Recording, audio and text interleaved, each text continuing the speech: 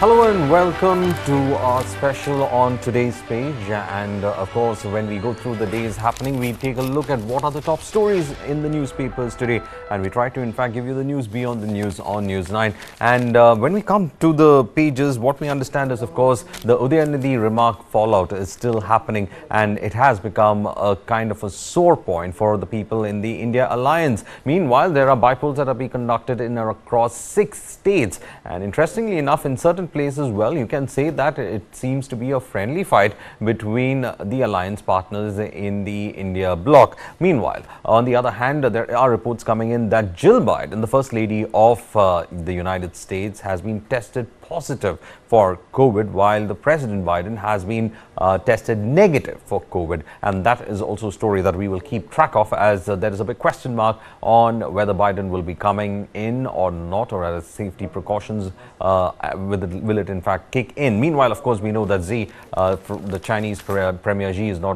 going to in fact be there for the G20 summit. It will be Li Qiang who will be joining the entire group of G20 leaders for that summit as such. Meanwhile, there is also reports coming in, quite strange enough, as well, as to whether Kim Jong is going to meet Putin for an arms deal. That's on the international side of that bargain. But then closer home, it is being said that a government panel would be set up to study the carrying capacities of 13 Himalayan states. All this and more are here on today's page 1. And as we in fact speak about it, let's start away with the issue about Udhayanidhi Stalin's remark. And to speak more about it, I'm also joined in by my colleagues after they had their morning cup of coffee as well as their early morning newspaper completely read out for us as well. We have with us Pankaj Mishra, who joins us, and we have also Nancy Bora, who is in fact joining us as well. Well, we say that wake up and smell the coffee to see the reality. So after reading the newspaper, Pankaj,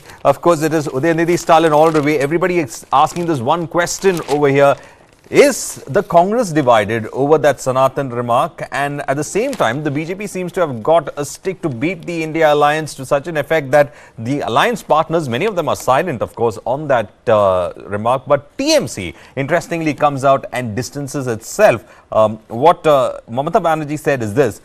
I'm quoting from the Times of India's quote on Mamata Banerjee. Every religion has its separate sentiments. India is about unity in diversity, which is our origin. We should not be involved in any matter which might hurt a section of people. So it looks like alliance partners are, in fact, going ahead and making that big kind of a distance from that statement. But Udhayanidhi Stalin seems to be saying that he will repeat the same thing again and again. Quite an embarrassing situation for the India bloc, isn't it, Pankaj? Well, yes, to begin with, definitely, Varghese, Udhayanidhi, something with the name Uday means rises, but here, there is some upsetting situation for the India bloc. Obviously, the BJP won't leave any stone unturned to turn the tables on the recently configured India bloc. But as far as Udhayanidhi's comment is concerned, that's something which is very peculiar about DMK. And, if you look at it from the state politics angle, then there is not much new that Udhayanidhi has said. But given the larger context of the India bloc, the conglomerate, various political parties who are hedging their bets on the Hindutva card also, apart from other aspects, could ill afford actually these kind of comments, and hence what you say is correct. What the TMC leader Mamata Banerjee said, how the BJP is latching onto it. Ravi Shankar Prasad says, why are the opposition leaders like Rahul Gandhi, Mallikarjun Kharge, Nitish Kumar, Mamata Banerjee silent? Are you playing with Hindu sentiments for votes? Now, this is something that despite these parties choosing not to speak on the matter, steer clear of the whole issue, the BJP will push them to the wall and elicit a response from them, thus putting them in the spot. And this is a classic, political move.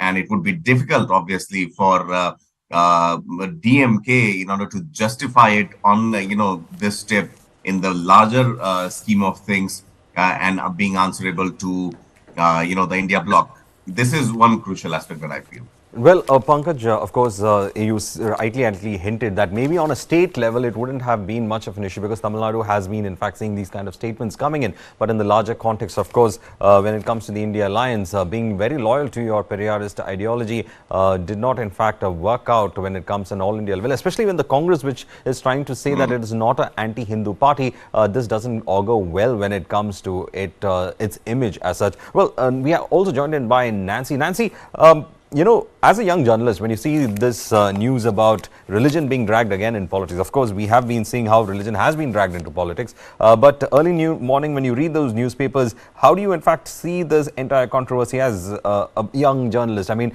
does it matter? Doesn't it matter for the Generation Z as such? What is it about hurting a religious sentiment? Is it about having the other view? Because a lot of youngsters nowadays have that fad saying that, you know, I am becoming an agnostic. I am becoming an atheist. I have, inclinations to explore. So you have a lot of existential questions that a lot of young people are doing. So does this technically matter? Well, definitely it does matter because every time you still read comments like this, when there is debate going on, whether these comments are hurting religious sentiments or not. And I think what the DMK, the party, has had a history of giving out this anti-Hindu and casteist remarks. And I think as young people, we really as the religion is something that we really think it's a very sensitive topic that we shouldn't be messing with it, meddling with it. But when young politicians like Udhayanidhi Stalin goes out and when they speak about it and in such a way that eradicate this thing and eradicate that, this extremist comments that they make, it does create a huge impact among youth as well, because they now I think they don't understand it's not going to affect the Tamil Nadu politics, but it's also going to affect the Lok Sabha elections that are going to the 2024 assembly polls, because now the AMK is now part of India bloc.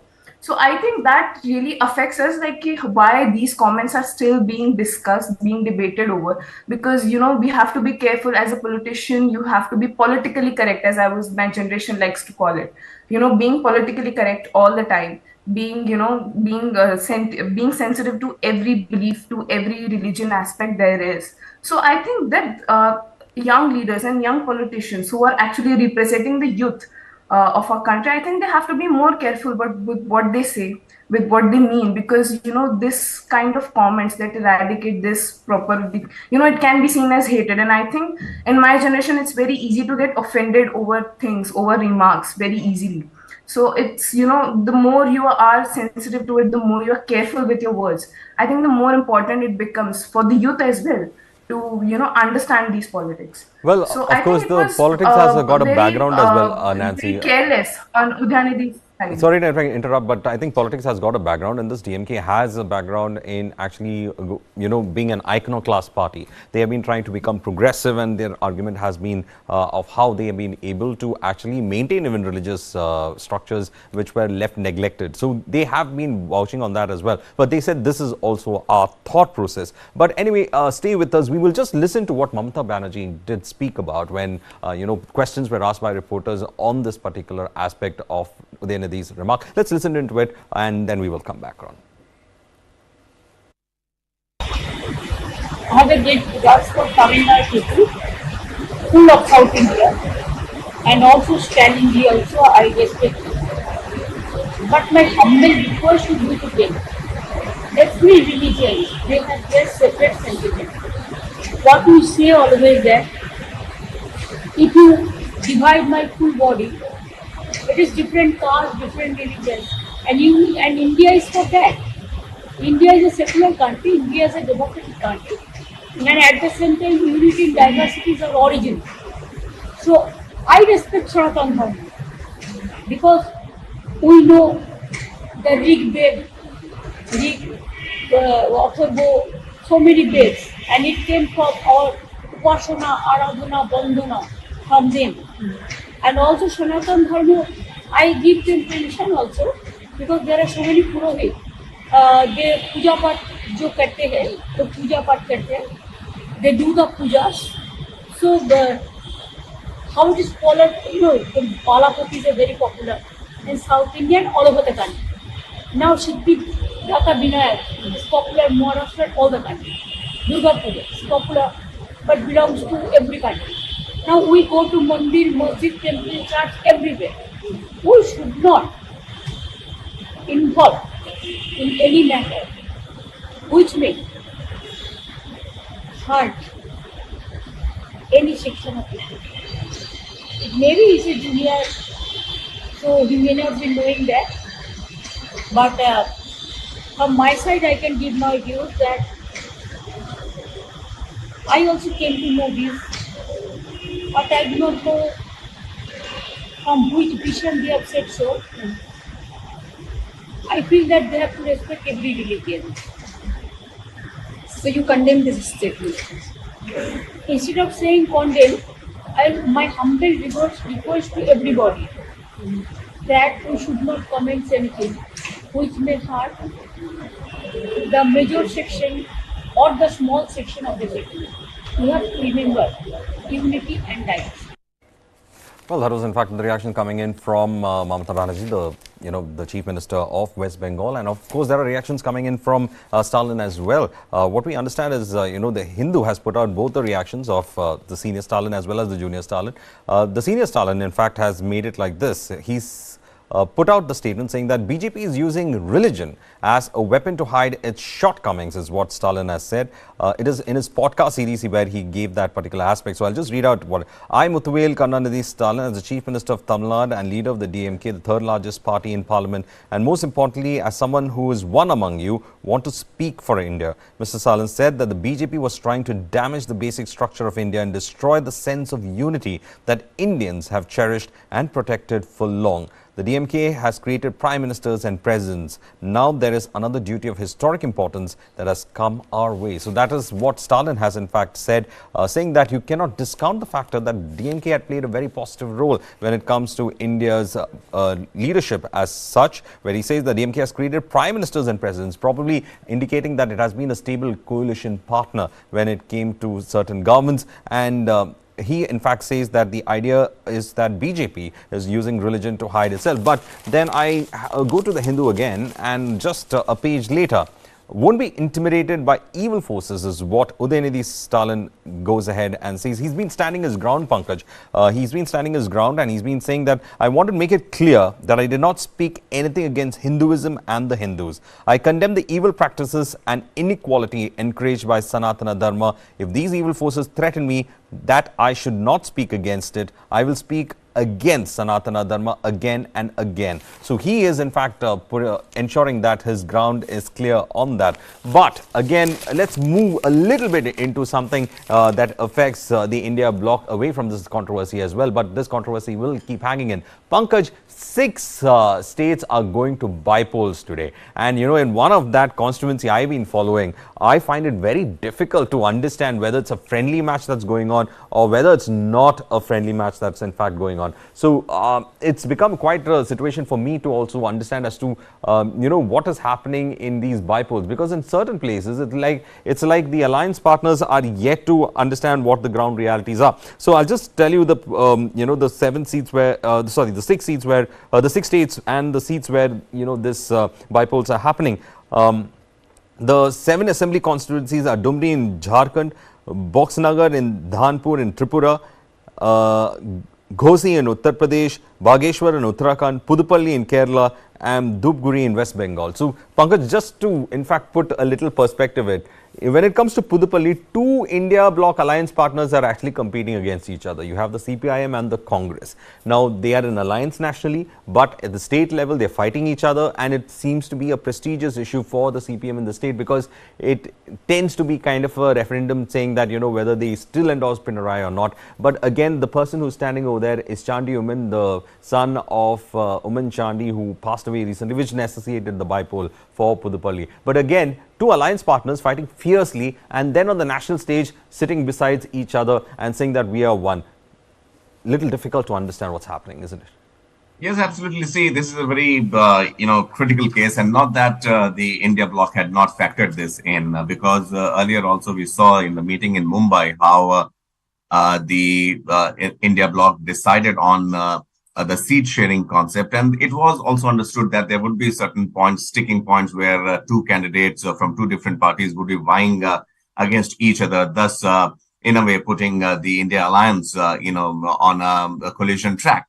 But having said that, the parties as of now, till now, have agreed on the fact that yes, as far as the seat division is concerned, they are okay with it, and they would be, following the discussed mandate as far as possible. Now, the point is, as far as these bypolls are concerned, it remains to be seen how the outcomes pan out and the reactions after that, because that is something, with the taste of power, with the taste of even one seat, coming in their kitty, how would they react remains to be seen. And that would be the given factor where the BJP would also pounce upon if it tastes a victory, or if it tastes some sort of defeat, what kind of reactions come in. That would be interesting to see. Well, even I was thinking about the same thing, because if it was a complete kind of a victory that the BJP could taste in some of these seats, then they would say that, the people have rejected the India bloc's anti-Hindu stand. So they would be, in fact, factoring in that India bloc is going to be the anti-Hindu kind of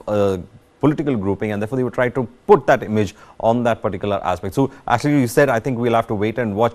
Nancy, you've seen the bypolls, we were talking about how, the various aspects of the bypolls are there. The controversy came just a day ahead of these bypolls. So whether it's going to have an impact or not, I think we'll have to wait and watch, isn't it? So definitely it's going to be an interesting, thing to watch, because we might see a not so united front of the India bloc.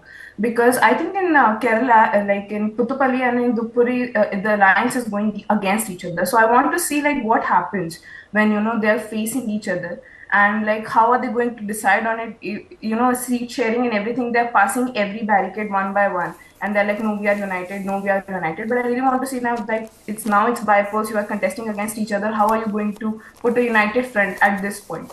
And they have put a strong united front. I think India bloc is together also. It was very good to see. It was a revival of democracy to see enthusiastic opposition. So I think it would be an interesting thing to see that what happens in the bypolls when they are against each other. Like how are they going to, pass this up and, pass this barricade of, going against each other finally, because now there's no way, there's no other opposition. It's within the bloc. So it would be an interesting fight to see, the not united front of the India bloc. Well, let's see how these bypolls in fact pan out. The voting has started. People have been coming in to all these polling booths in these 7 constituencies where the polling is taking place. And of course, all eyes are on it, because it's an election that's happened just after this controversy had erupted as such. Now, moving on, the Article 370 hearing has been going on for quite some time. And interestingly enough, when it came to the NC MP Lone's affidavit, the Supreme Court has become quite harsh on him. And of course, that rightly so, because on one factor is that he had put Pakistan Zindabad in his affidavit that he had put to the Supreme Court. And the Supreme Court has asked him, in fact, to swear allegiance to the Indian Constitution.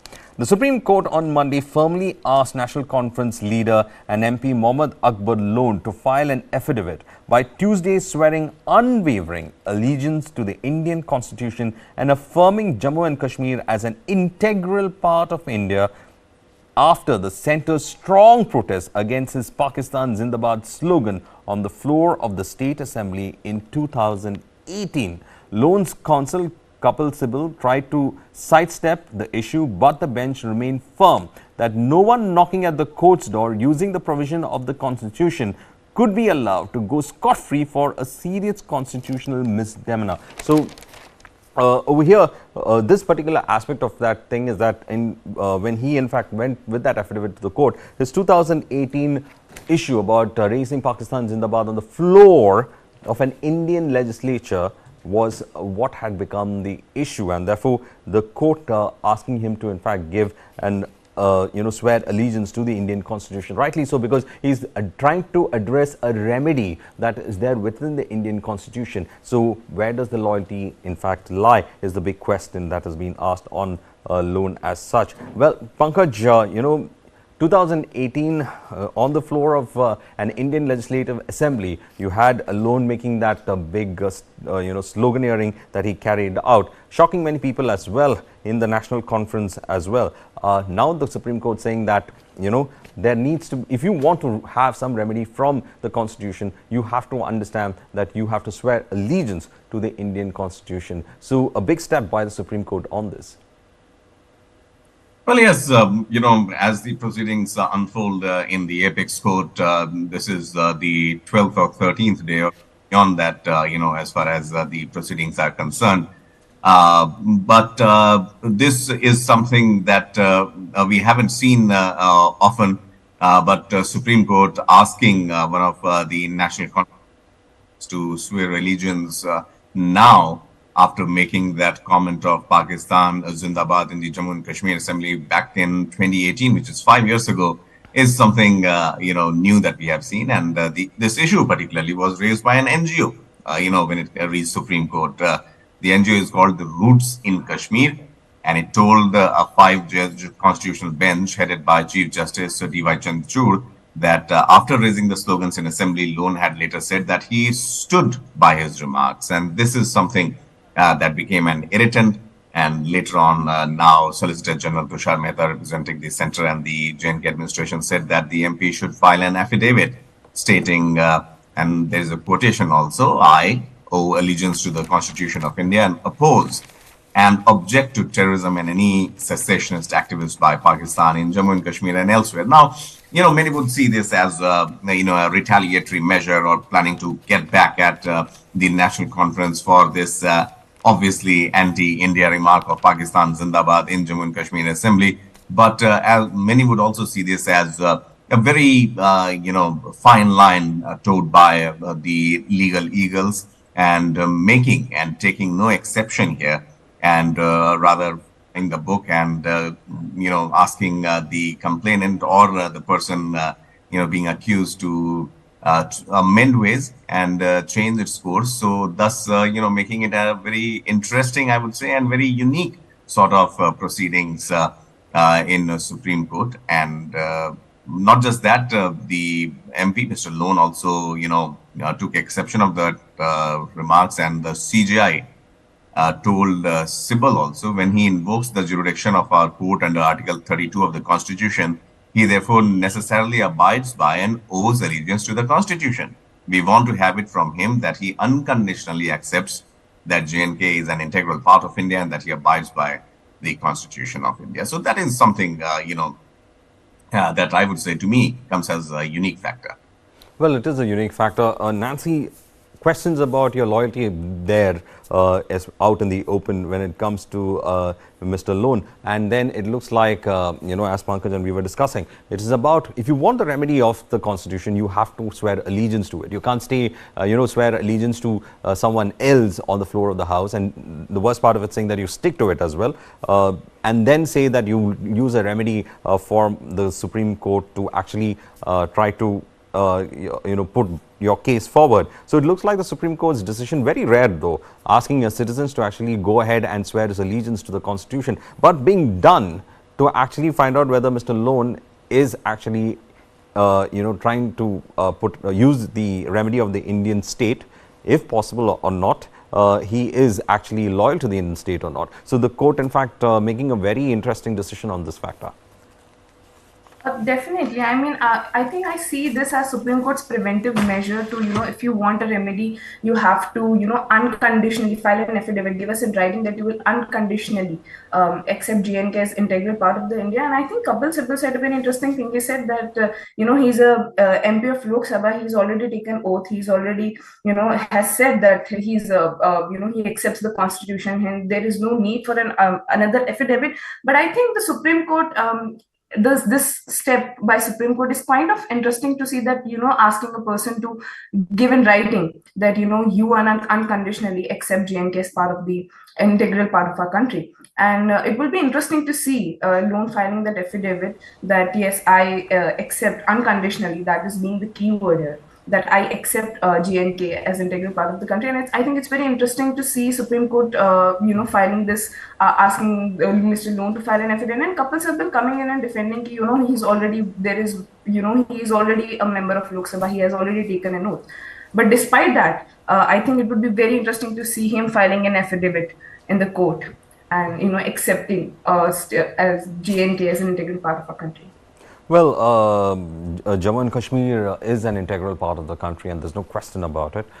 When you have a legislature given all that freedom to shout in an Indian legislative house, that is Jammu and Kashmir legislature, to in fact make that, I think this allegiance or the affidavit that is supposed to be given to the courts swearing allegiance to the state as well as to its constitution is necessary, because, well, you have actually asked the Indian state to give a remedy to your grievance, and therefore you need to swear, because that remedy flows from the constitution of India. That is the simple argument on that. Well, moving on, we have more stories coming up, and G20 is one of those biggest stories that we are in fact looking at. Pankaj, when we look at G20, you know, a lot of things are coming to light, but suddenly there's been a complication that's come up. Jill Biden is COVID positive. She's tested COVID positive. However, reports are coming in that Joe Biden is negative. The President of the United States is negative, but still we are still kind of, you know, in an ambiguous situation whether he's coming or not.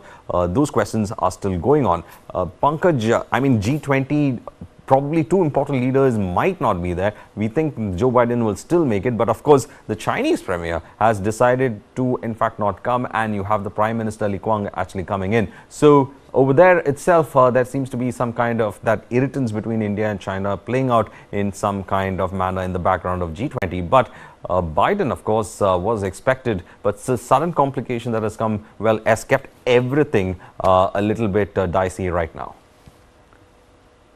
Well, indeed, Varghese, this overnight development that India has woken up to, that Jill Biden, the First Lady of the United States, has tested positive for COVID, is something that has come as a dampener, I would say. And this casts a long shadow on the travel schedule of President Joe Biden as well.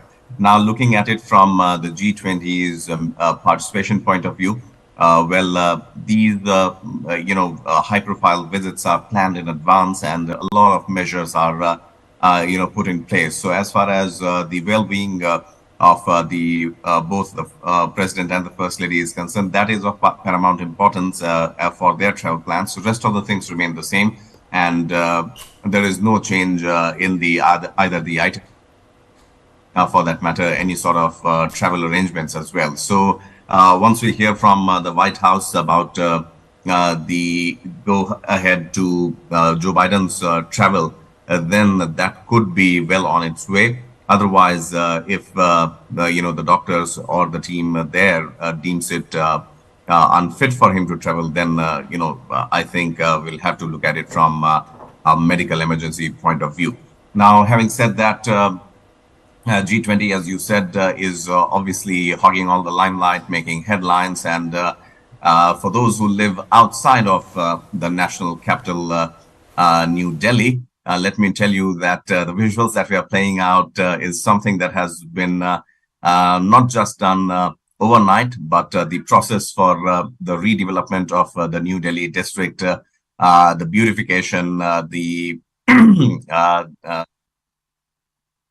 renovation, if I may say so, of these particular blocks has been going on for quite some time now. And it's a beautiful sight to look at, in the national capital. If you drive by, the central Delhi region, where you have several government offices, the Parliament Street, and other key areas of the national capital, you would feel that there is a marked difference of what it used to be and what it is now, and which is good in a way.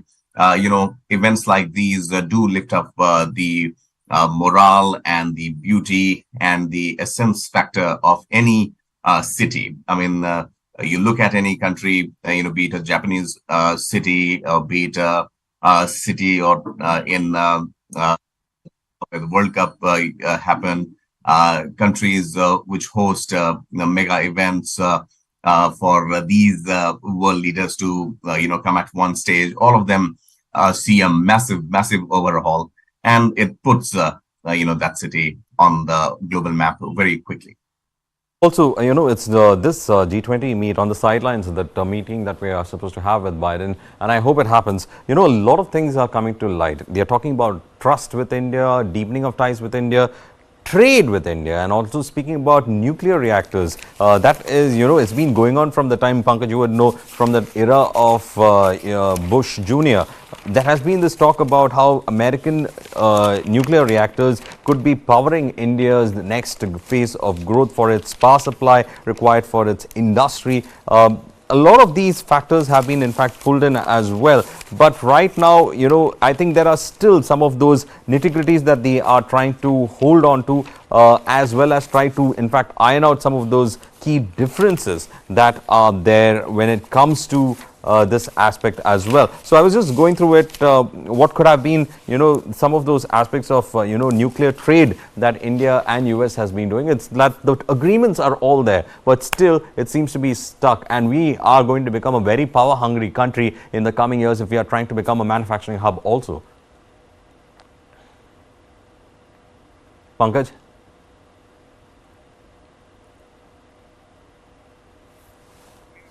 I think when it comes to Indo-US trade relations, especially that which borders with the nuclear power, this is something you're absolutely right. Bush Jr. Then we had the Barack Obama administration, also the previous UPA government when it hosted the US presidents. That was the time when this nuclear deal was being signed.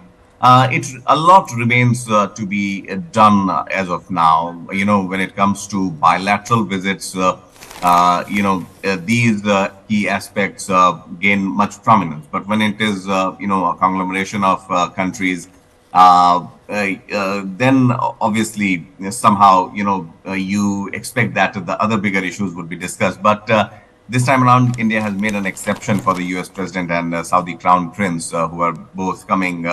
And India and US are actually hoping to iron out their differences over the nuclear deal, which cropped up after the civil nuclear liability law. And the two sides also hope to seal an agreement or an understanding, for that matter, to get up these small nuclear reactors, seen as easier than going for more capital intensive large reactors. So taking small steps, obviously, to put the plans on track, and also to a certain extent start taking little steps towards building a more cooperative and a very understandable relation between the two countries as far as this key aspect of nuclear energy is concerned.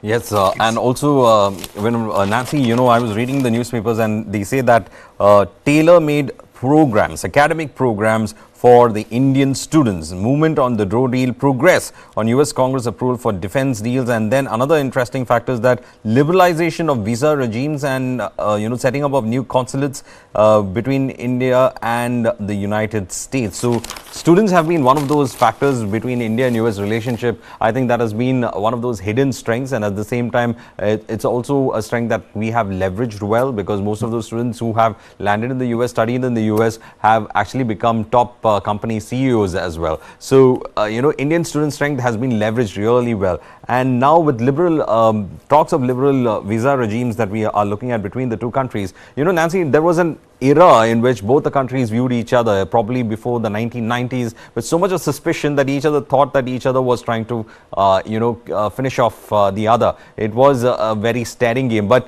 now, a lot of water has flown under the bridge from 1990s onwards. And how do you see the change in relationship with the United States right now? Well, I think this is the best year for India to hold the presidency of G20, because with Chandrayaan 3, with Aditya L1, we are already emerging as global power right now, and now we are hosting the G20 presidency as well. And I think after Modi's state visit in June, I would love to see a follow up on the students' visa, the Indian special programs tailor for Indian students, and the jet engine deals that we were talking about when Modi was visiting to Modi's state visit to US. And I think it would be interesting to see the follow-up on those talks, and how are they going to pan this out. And I think it's very, because earlier people used to make jokes about Indian outsourcing jobs, menial jobs in the IT sector, and I think now people are really and actually seeing India as not just outsourcing it, but creating a market, creating leading the global sectors in the country. And I think it's very interesting to see that it's not just the India-US ties that are changing, but it's also the global image of India, that we are emerging as a global power.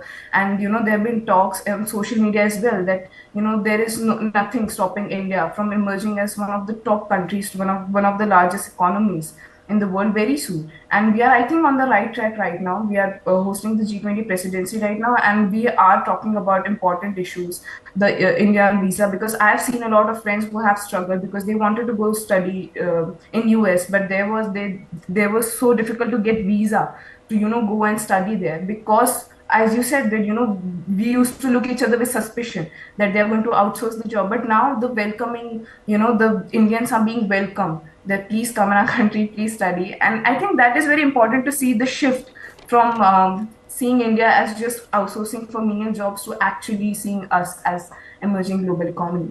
Well, all right. Since you also mentioned Aditya L1 and Chandrayaan, I think there we have to mention onto that story as factor. Hindustan Times, in fact, has brought out that hopping that happened on the lunar, surface by India's Vikram lander. It just hopped, is what it says. Vikram pulls off a lunar hop before entering sleep mode, ladies and gentlemen. That is the kind of news that they have put out. They have set out two pictures to, in fact, prove that factor, that the Chandrayaan 3 lander shows the view from its camera.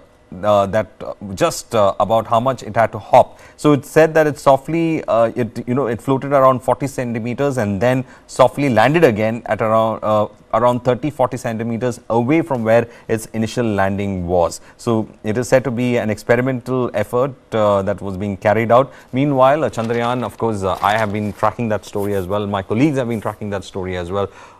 It has entered what we call as a sleep mode, and it would take 14 days on Earth days for it to, on the lunar surface, for the light to return to that same region again. And we're just hoping that it restarts and gives us more amazing details. Of course, we are the first to confirm sulfur twice by two different payloads on the lunar surface as well.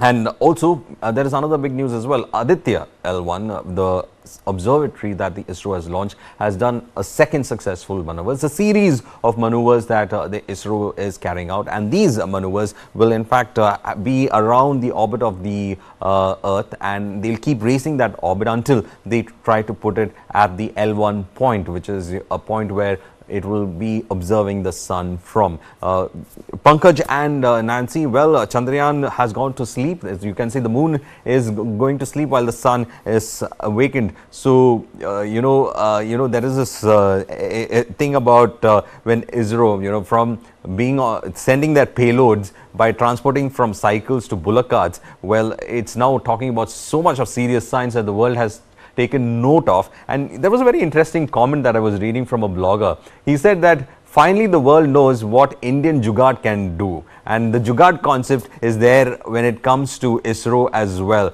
Pankaj, how do you in fact see two prestigious projects out there, the world's attention also on it? I think everybody is looking at the jugaad factor in it. How on earth can you actually get so much of science with so less investment? And I think that blogger in fact went ahead and said there's only one answer, and that is jugaad. This word jugaad, I think, has made it to the Oxford English Dictionary also. And obviously, the role that Indians have played, ISRO has played as far as the space exploration is concerned, is remarkable. And you're right, it started with a bullock cart. We still have the pictures of how the rocket parts were being carried on a bicycle, and how India took baby steps and reached this point where the world is taking note of it. Yes, there are several statistics, Varghese, which put ISRO above rest of the space explorations and the bodies and the multi-million-dollar investments being done through several international, space exploration bodies. ISRO has done two things. First, it has kept the budget within limits. I mean, there are so many examples. I mean, people talk about the movie Interstellar, people talk about rest of other Hollywood movies which have been made on a, a budget more than what India put in Chandrayaan, what India put in Mangalyaan also.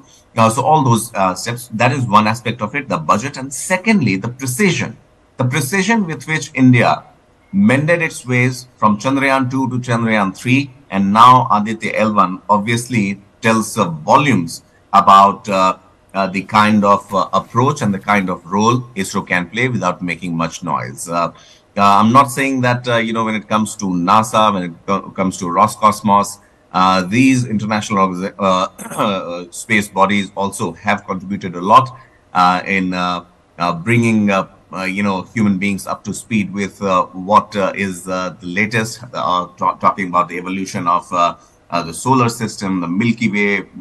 We are part of all those things. But as far as making outer space explorations are concerned, India's techniques, obviously, which are very much, I would say, Atmanirbhar and indigenous, has actually made the world take a very serious look at what India has achieved.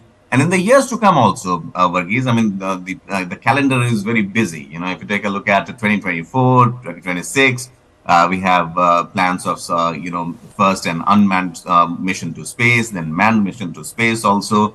We are sending a robot as of now to the space. So all those things put together, I would say, well, interesting days ahead for ISRO. Well, interesting days ahead. You are the one who said, Nancy, that the world has taken note of us, especially with Chandrayaan as well as Aditya L1. You have Vikram, Vikram is now on a sleep mode right now, but Chandrayaan and we have Aditya, in fact, trying to have an eye on the sun. As we have seen how ISRO has progressed over the years, but I think you have more ambitions for ISRO, isn't it? Like, what was the kind of future that you would like to see for ISRO when we see this? Nancy. Oh, well, sir, this discussion reminded me of this thing that I read on social media that, the specialty of ISRO is that we might not get there first, but we will get there cheaper. But this time, I think we reached there first. We were the first country to land on the south pole of the moon, and we got there cheaper as well. So I think it's one of the interesting point about ISRO that, we take care of the budget as well. And I have to point it out that it is so it's so interesting to see that my generation following ISRO on Twitter and actively following it, that Vikram landed, hopped off, it went to sleep mode. I think this follow-up of the mission, I think I have never seen this before, like in Chandrayaan 2 and Mars mission and all that we have done. I think this time the youth of the country is so much interested and so much with there. We are following Aditya L1, we are following ISRO, we know what L1 point is, we know that okay, Vikram was the lander, Pragyan is the rover, okay, now it has gone to sleep mode. So I think the interest that it is generating in the young minds is so interesting to see that India finally exploring. It's not just something that a group of a bunch of people in scientists are doing, the nerds are doing, but everybody is so interested in seeing the course of this mission and seeing ISRO, and everybody's putting out stories on Instagram and everywhere that supporting ISRO, supporting the scientists, so in congratulating ISRO. I think that was so interesting to see that young youthful mind like us, like my generation, being so interested and supporting it and following till the end. And now I go and I talk to my friends and they know everything about it. Yeah, Chandrayaan 3 is there and Aditya L1. This is going to be. We're discussing L1 point. If he goes there, it goes there. The whole mission goes downward. So I think that knowledge that we have, that interest that we are showing right now, is very interesting to see. And I think we have more we have a bright future ahead in the space explorations. Well, also, from space, we have to come back to the realities of our country.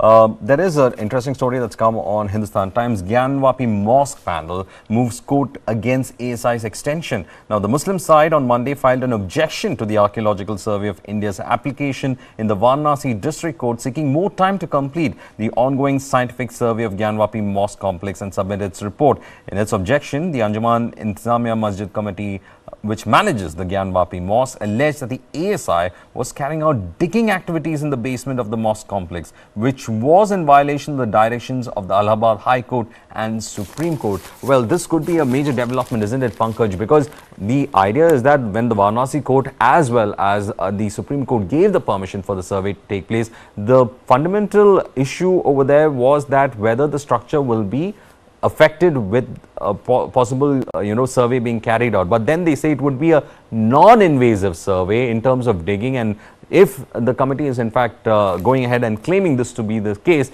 and then I think this is going to go for another court battle, isn't it?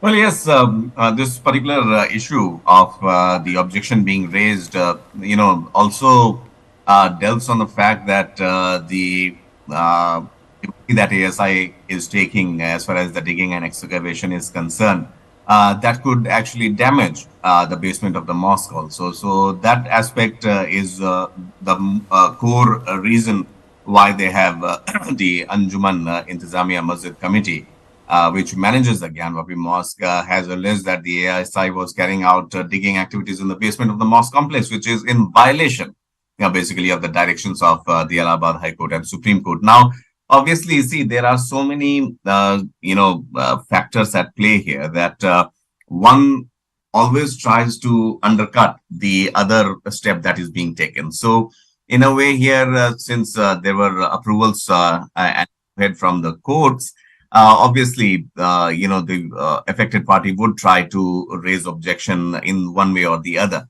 So, and hence, basically, AIMC says that it has filed an objection in the Varanasi court against the application moved by the ASI. I mean, this is what the mosque committee is now saying, to submit that survey report. Interestingly, Varghese, if you take a look, obviously, September 8th is when the case, the district judge A.K. Vishwesh has posted a matter for hearing, comes up in 2-3 days' time. And in the meantime, the ASI's plea, which was filed before the Varanasi court on September 2nd, was placed before the district judge on Monday. So all these things, are happening, are in the process, while the ASI research and exploration work continues. Obviously, the AIMC not very happy with it, and it has raised objection. It's basically saying that a lot of soil that has been taken out of the basement of Gyanvapi complex and collected on the open ground in the western part of the mosque. So the removal of the debris or soil present inside barricading near the western wall poses a threat to the Gyanvapi Masjid building. So this is basically the issue where the AIMC is against the ASI work there at Well, Pankaj, there is some story that is coming in right now when our producer just put it out. The story is this, that an encounter has started at Riyasi yesterday where a terrorist was killed and a police personnel was in fact injured. This is the latest that we are coming to know from Jammu and Kashmir region, that there has been an encounter that has been reported where a terrorist was in fact killed. We also have come to understand that the police personnel have been rushed to the place, paramilitary forces have also been rushed to the place, combing operations as a standard procedure is in fact also happening at that location. So this is the latest that is coming in. We will keep you updated on this as the news develops. This is what we understand right now with the news just coming in on this particular encounter that is happening, and the forces are on the ground. They are keeping a tab of the things. Right now, what we understand is a terrorist has been killed and a police personnel has been injured in this particular encounter. Well, moving on, we have some story about when it comes to Bollywood as such, we have the King Khan himself. We have Shah Rukh Khan, in fact, visiting Tirupati, and these are the visuals that are coming in of that particular visit. You can see Shah Rukh Khan there, and Pankaj and Nancy, thank you for in fact joining in. That's all the time that we have. But for our viewers, we leave you with these visuals of King Khan at Tirupati along with his family. There you have those visuals, and we leave it with that.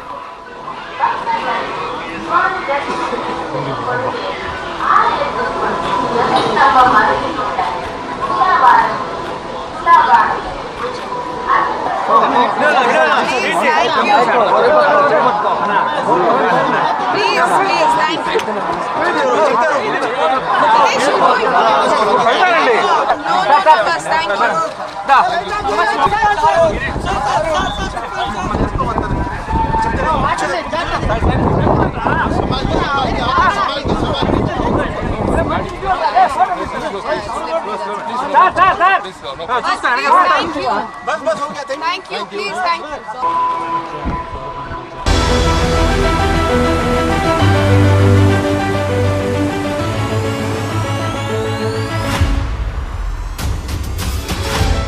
With all this gear, you must be wondering if I'm climbing a mountain. Well, let me give you a wider look of this place. This is Asia's largest mountain of shame. A mountain of waste, almost the height of the Qutub Minar. When you enter capital cities of some of the biggest countries in the world, you don't have 3 garbage mountains waiting to welcome you depending on whichever side of the city you enter from. The thing is that a lot of times we talk about landfills only when there's a fire at the landfill. You need to understand that a landfill is at fire almost throughout the year. It's only when the firefighters are not able to douse the fire is when it actually catches the nation's attention, the city's attention, or media attention. The towering landfills worsen one of Delhi's biggest problems: pollution. यहाँ पर आप रात को आओ, दिन में आओ, आप 1 घंटे बैठ नहीं सकते बाहर। इतनी धूल, प्रदूषण, महक, आप खाना भी नहीं खा सकते बाहर बैठ के। Life around the landfill is a curse. हमारे घर में जो बड़े हैं, उन्हें अस्थमा के वो पेशेंट है। आए दिन उनको नेबुलाइजर लगाना पड़ता है। डॉक्टर ने भी मुझे ये चीज बोला कि यहाँ का एरिया छोड़ के कहीं और जाइए।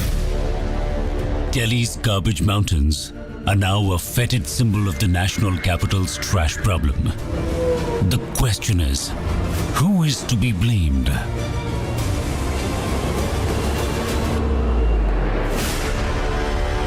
Watch Delhi's Garbage Mountains. Streaming on News9 Plus for the Gemflix.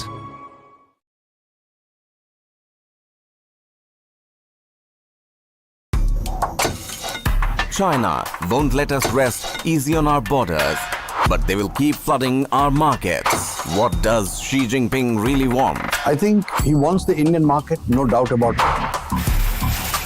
It's really a matter of showing their dominance. India's great Chinese conundrum. Nobody can contain it. Not the United States, not China, not anybody else. Frenemies. Streaming now.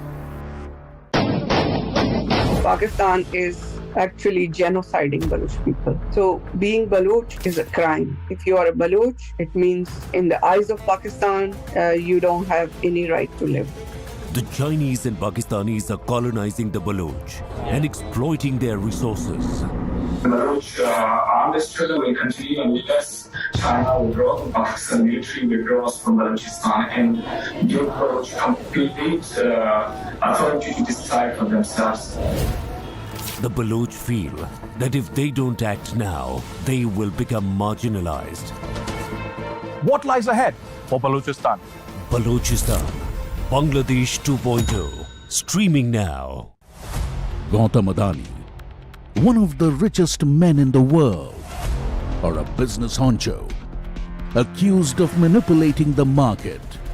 Adani ji 609 number से दूसरे number तक कैसे पहुंचे? सिर्फ एक सवाल पूछा, नरेंद्र मोदी जी, आपका अदानी जी से रिश्ता क्या है? He has given the space, the railways, the airport, which he has no experience also. So the country's interest has been compromised.